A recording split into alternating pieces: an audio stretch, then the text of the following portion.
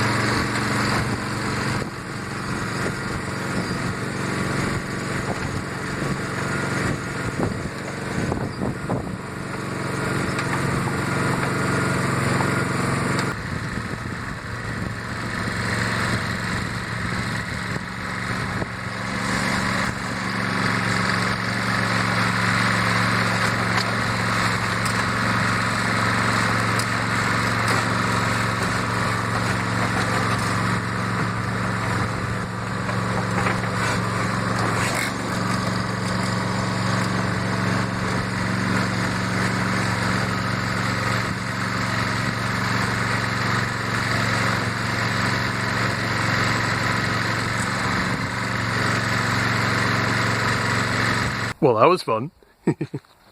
Oh, look at all them boxes. Assembling the boxes makes it look like there's a lot less cardboard than I thought I had, but, you know, I at least got a little pile for Marduk to bash into and lightly tap. She doesn't seem to care very much about hitting things. Looks like she's got a bit of an attitude. The steering wheels are a little out of alignment, but you know, she was still able to drive around and change direction, as you can see.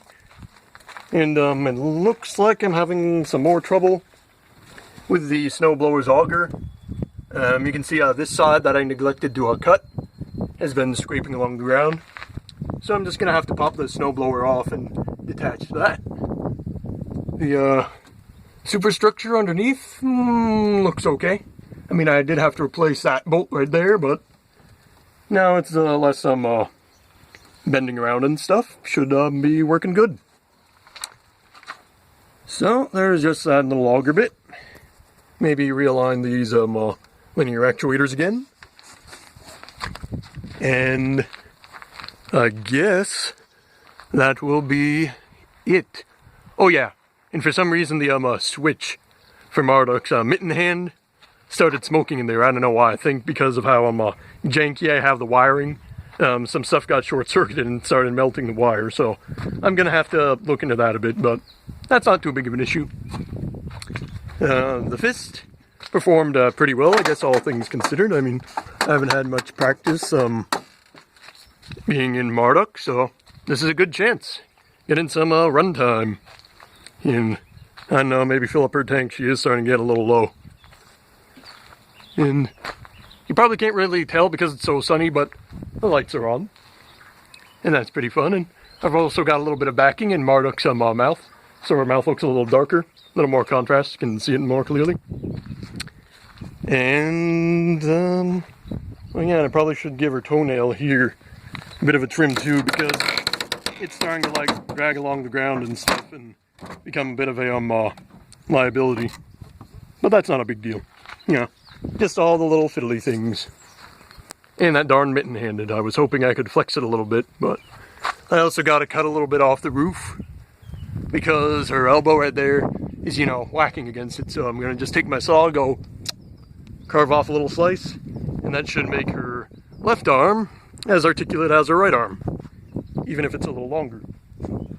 So I guess I'm just going to clean up this cardboard carnage, and next time I'm going to set up Judd McStud's torso, and she'll be bashing that.